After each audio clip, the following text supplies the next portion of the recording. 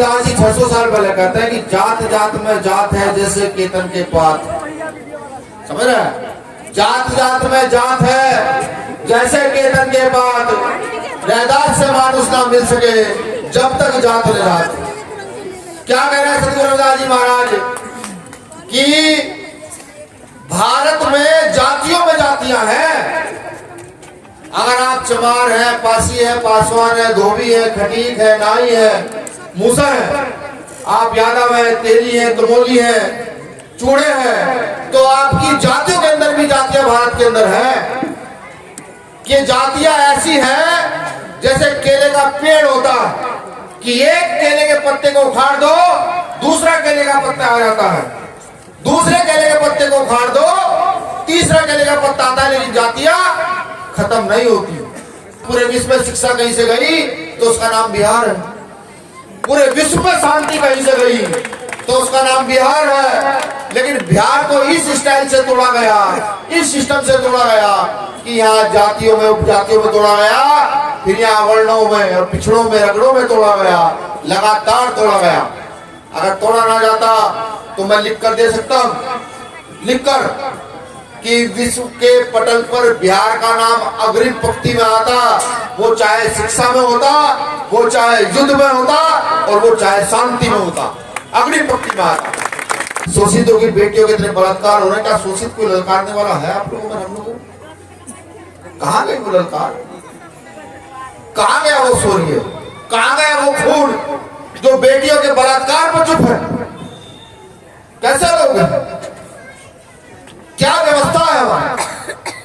जिनके पुरखों ने इस देश की व्यवस्था बदली हो, चाहे शिक्षा में बदली हो, चाहे युद्ध में बदली हो, चाहे शांति में बदली हो, चाहे विज्ञान में बदली हो, चाहे क्रांति में बदली हो, आज उनकी नस्लें सिर्फ और सिर्फ विचार कर सोच के घर में पड़ी रहती है, काम करने का काम नहीं करती। क्या हमको अपने पुरखों के आशीर्वाद की आवश्यकता नहीं? क्या जो हमारे बाप दादाओं ने इस देश में काम किया उसको आगे बढ़ाने की आवश्यकता नहीं है? मैं परसों बिहार था, माननीय मुख्यमंत्री जी का दौरा था, 200-300 मूसर परिवारों की बस्तियां उजाड़ करके उनके लिए रस्तों का निर्माण वहां हो रहा था। वो कोई यात्रा निकाल रहे हैं, क्या नाम है यात्रा? प्रगति यात्रा निकाल रहे हैं। दलितों के घर को उजाड़ना ही उनकी प्रगति यात्रा है। मैंने कहा कि अगर 300 परिवारों को उजाड़ करके प्रगति यात्रा निकालनी है तो ऐसी राजनीति और ऐसी नेतागिरी को विनय रतन सिंह और भीम आर्मी की टीम, आजा समाज पार्टी की टीम 100 बार लात मार के सिवा।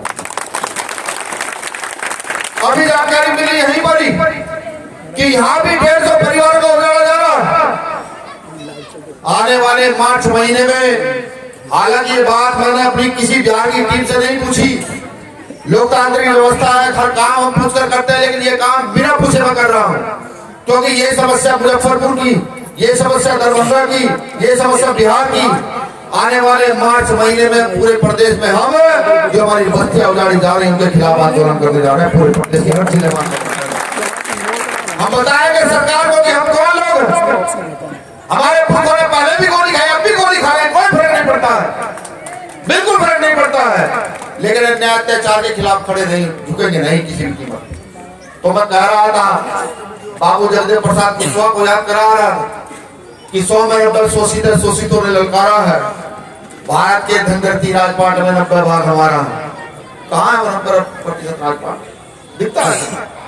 मुझे तो नहीं लगता कि 90% में कोई 10% भी आज तक इस देश के सर्वहारा समाज को मिला हो, किसानों को मिला हो। सीधी सीधी भाषा में अगर मैं कहूं कि यहाँ मेहनत कश व्यक्ति को, मेहनत करने वाले लोगों को वो हिस्सा मिला हो तो मुझे लगता है कि आंसर 0 होगा।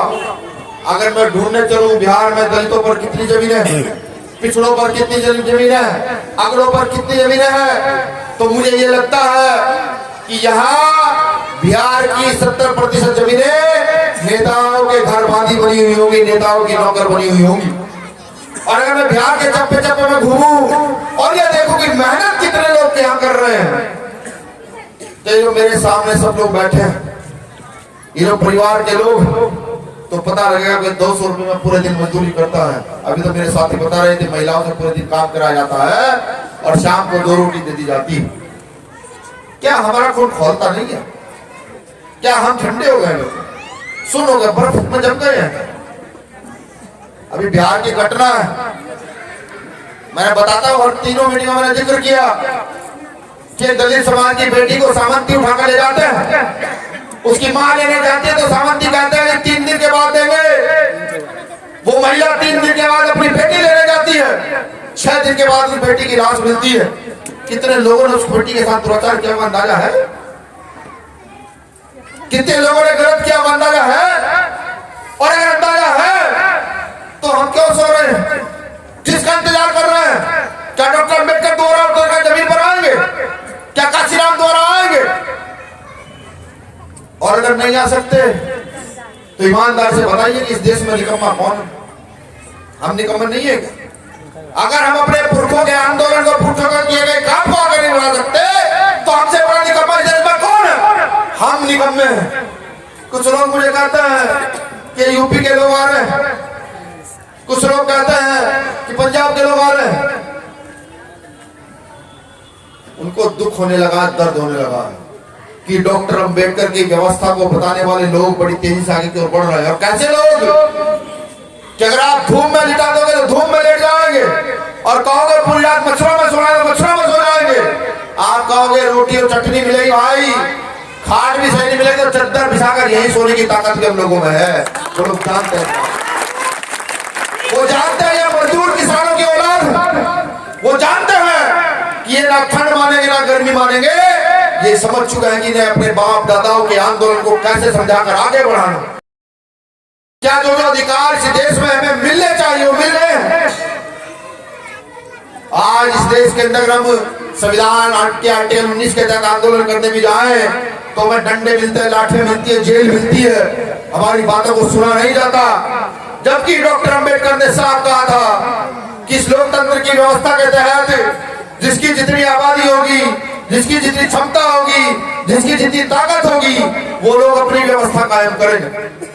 मुझे दिन याद आता है 26 जनवरी सन 1950 का, कि जब डॉक्टर अंबेडकर संविधान सभा में संविधान को लागू कराकर वहां से बाहर निकलते हैं और हंसते हुए निकलते हैं, तो उनके साथ के नेताओं ने कहता है कि डॉक्टर अंबेडकर आज बहुत खुश लग रहे हो। तो बाबा साहब कहता है मैंने रानी का पेट चीर दिया, राजा रानी के पेट से नहीं, यहाँ के गरीब शोषित वंचित वर्ग के लोगों के अंगूठे से जन्म लेगा। लेकिन वो लोग हंसते हैं और कहते हैं कि डॉक्टर अंबेडकर अधिकार तो तुम दे चले हो, लेकिन हम भी बहुत मजबूत लोग हैं, हम तुम्हारे लोगों को डराएंगे, धमकाएंगे, लालच देंगे, तुम्हारे लोगों को खरीदेंगे और राजा अपना बनाएंगे। ये उस समय की बात है, 26 जनवरी सन 1950 की। आज के परिवेश तो बाबा साहब अम्बेडकर ने को कहा उन्होंने कि तुम्हारे लोगों को डराएंगे, धमकाएंगे, खरीदेंगे, राजा अपना बनाएंगे। क्या ऐसा नहीं हो रहा है? जनता आबादी किसकी है? हमारी। लड़ता कौन है? हम। मेहनत कौन करता है? हम। सफाई कौन करता है? हम। ठेली कौन चलाता है? हम। सारे काम कौन करता है? हम। और राजा किसका है? इस देश में राजा किसका है? उनका। इसलिए ये बात डॉक्टर अंबेडकर को उन्होंने 26 जनवरी 1950 को कही थी। हम नहीं सुधरे, अगर हम सुधर जाते तो इस देश की सबसे बड़ी गद्दी पर एक मजदूर किसान के बेटे को बिठाते और अपनी समस्याओं के लिए का हल निकाल लेते। लेकिन नहीं, हम नहीं सुधरे, हम निकम्मे रहे। हमने अपने बाप दादा के आंदोलन को पीछे जाने दिया। कभी सोचो क्यों हम इस आंदोलन को पीछे जाने दे रहे हैं? सारा काम डॉक्टर अंबेडकर ने संविधान में लिख दिया और कह दिया कि शिक्षा लेते रहना और इस संविधान को पढ़ करके इस पर चलते रहना, तुम्हारा उत्थान हो जाएगा। हम नहीं चले, हम चुप रहे, हमने प्रचार बंद कर दिया। अगर हम अपने पुरखों का प्रचार भी करते रहते तो कुर्की थाना के थाना अध्यक्ष ने भीम आर्मी के प्रखंड अध्यक्ष को अभद्र भाषा का प्रयोग के खूब पीटा। यहाँ प्रशासन के लोग हो तो मेरा उनसे नम्र निवेदन है, हम पढ़े लिखे लोग हैं, डॉक्टर अंबेडकर को जानते हैं, संविधान भी जानते हैं, हमारे कार्यकर्ता के साथ बदतमीजी बर्दाश्त किसी कीमत पर होगी नहीं। मुजफ्फरपुर हो चाहे केरला का हो त्रिवेंद्रपुरम, चाहे तमिलनाडु का मद्रास हो और चाहे जम्मू कश्मीर का श्रीनगर हो, अगर मेरे कार्यकर्ता के साथ बदतमीजी होगी तो आके ईंट से ईंट बजा दूंगा, छीने नहीं दूंगा किसी